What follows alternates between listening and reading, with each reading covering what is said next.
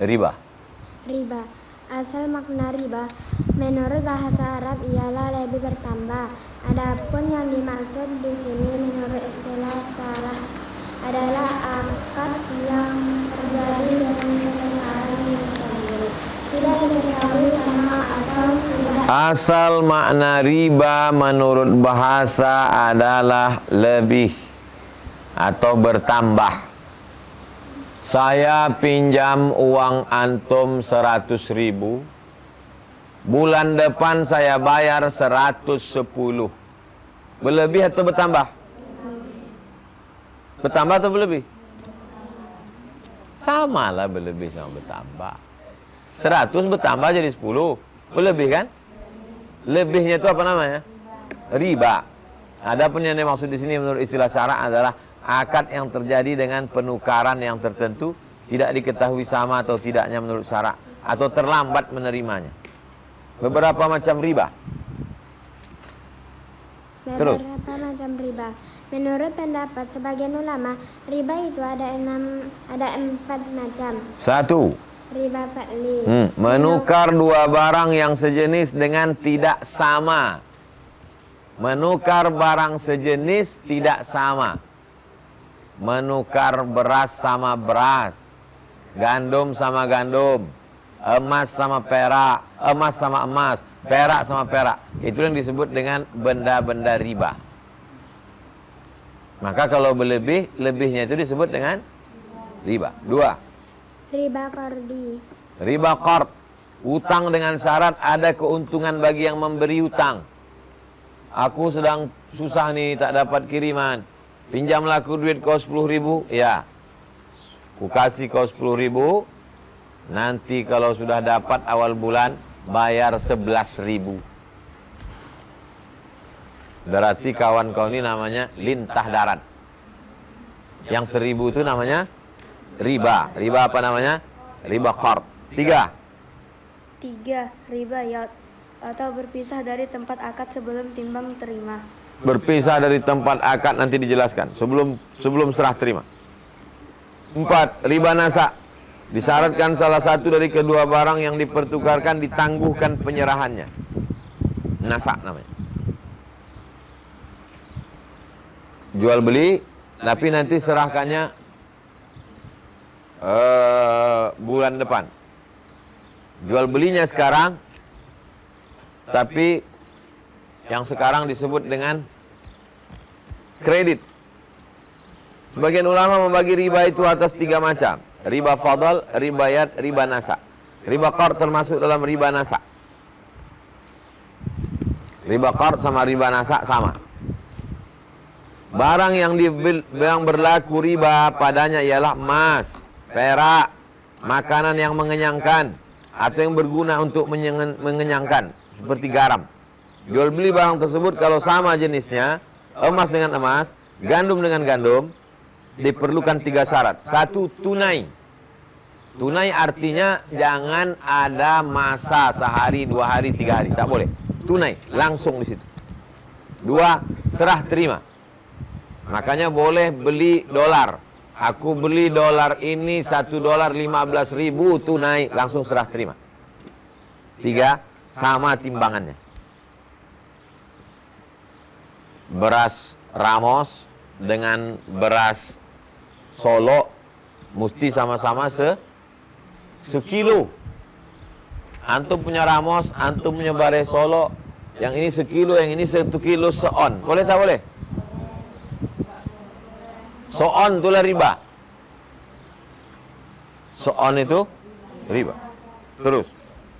Kalau jenisnya berlainan tetapi ilat ribanya satu, seperti emas dengan perak, boleh tidak sama timbangannya. Nah, antum punya emas, antum punya perak, terjadi jual beli, tak sama beratnya, boleh, karena harganya beda, nilainya beda.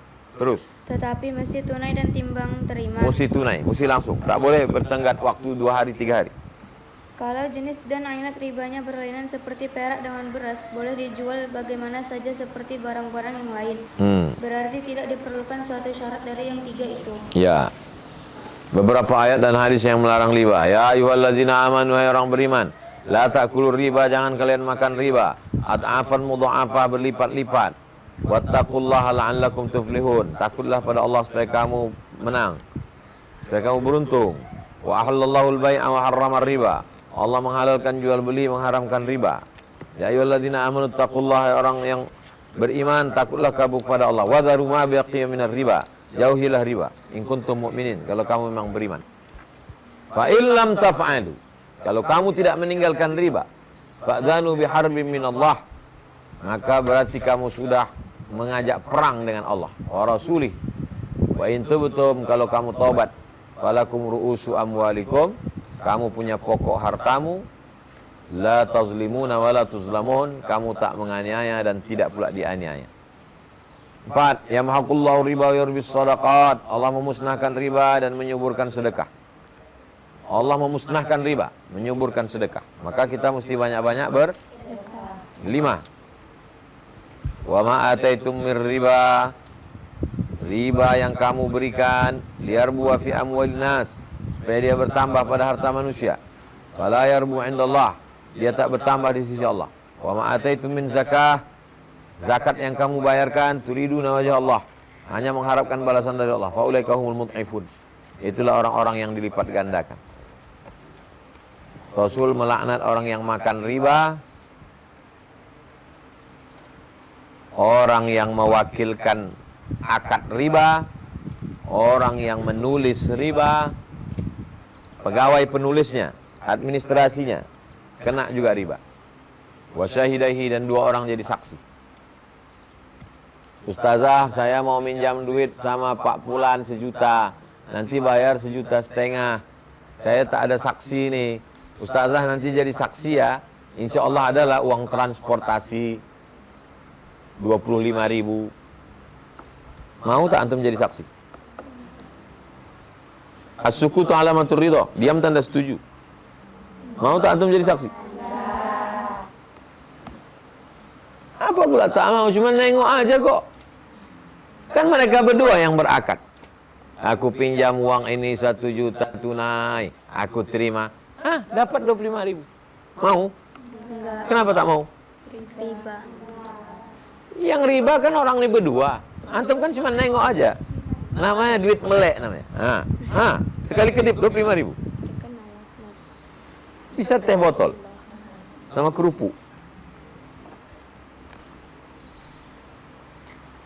Ustazah, saya mau pinjam uang, tapi saya tak bisa keluar rumah nih, sedang mulas pula. Ustazah aja lah nanti yang mewakilkan transaksinya ya. Mau tak? Makan riba, mewakilkan transaksi riba, menulisnya, saksinya. Jadi kalau begitu orang yang kerja di bank kena riba? Mana ada disebut di situ? Kan cuma 4. Makan riba, mewakilkan transaksi, penulis, saksi. Ada di situ dibuatnya pegawai bank. Masuk mana dia? Penulis. Penulis. Tapi dia nggak nulis, Pak. Penulis itu bukan cuma menulis saja. Administrasi. Buat lingkari penulis itu. Administrasi.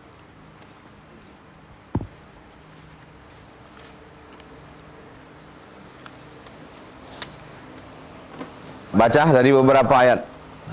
Dari beberapa ayat dan hadis yang telah disebutkan tadi, jelaslah bagi kita bahwa riba itu betul-betul dilarang dalam agama Islam. Muncul pertanyaan, apakah semua riba tersebut atau 4 macam di atas termasuk dalam arti ayat dan hadis itu? Jawaban dari pertanyaan tersebut ada beberapa pendapat dari para ulama. Tetapi karena mempunyai hanya menguraikan secara ringkas, maka kedalaman yang lebih rincinya akan dilakukan di buku lain. Hanya di sini dijelaskan bahwa riba nasi'ah, bukan ain, hamzah, nasi'ah. Jelas dilarang karena ayat tersebut diturunkan karenanya di masa jahiliyah. Jadi dengan kata lain, turunnya ayat ini karena adanya riba nasi'ah. Kata Ibnu Qayyim dalam kitab I'lam al-Muwaqqi'in, riba nasi'ah ialah dilakukan oleh kaum jahiliyah di masa jahiliyah. Mereka mentakhirkan hutang dari waktu yang semestinya dengan menambah pembayaran. Mentakhirkan hutang dari masa semestinya dengan menambah pembayaran. Paham? Enggak. Mentakhirkan bayar utang dengan menambah pembayaran.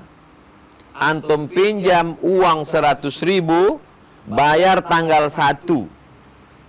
Pinjam uang 100.000, bayar tanggal 1 100.000. Tapi kalau bayarnya tanggal 2, 110.000.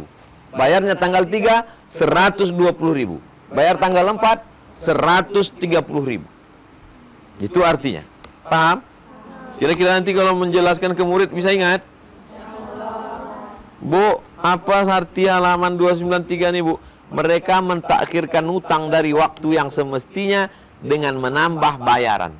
Boleh bayar utangnya ditunda, tapi mesti ada tambah. Apabila terlambat lagi, ditambah lagi. Terlambat lagi, tambah lagi. Akhirnya yang kaya makin kaya, yang miskin makin mati. Tiap-tiap kelambatan wajib ditambah lagi. Sampai utang yang asalnya 100 rupiah akhirnya menjadi beribu-ribu. Kalau dengan gadai barang yang tergadai, tetap tergadai.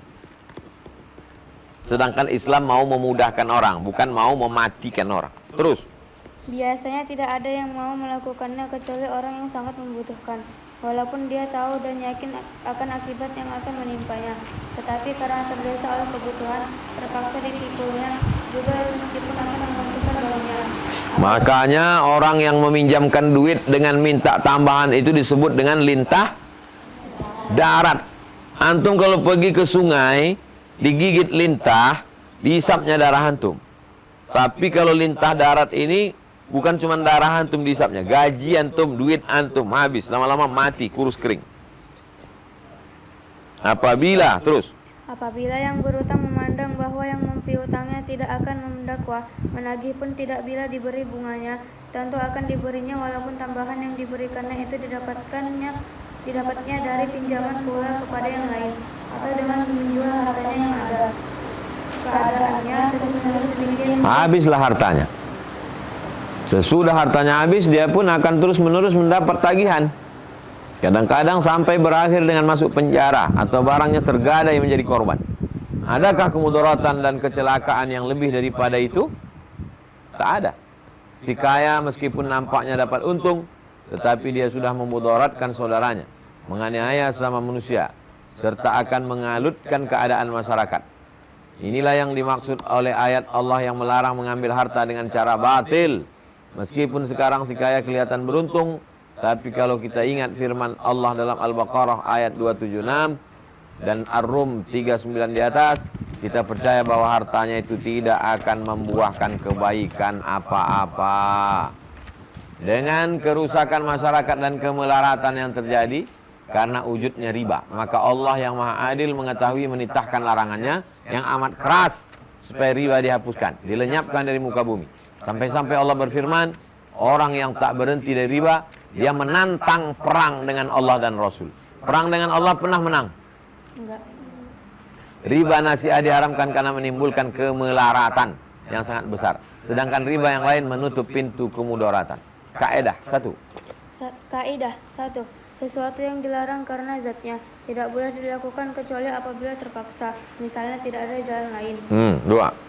Sesuatu yang dilarang guna penutup pintu kejahatan diperbolehkan karena untuk kemaslahatan. Bank.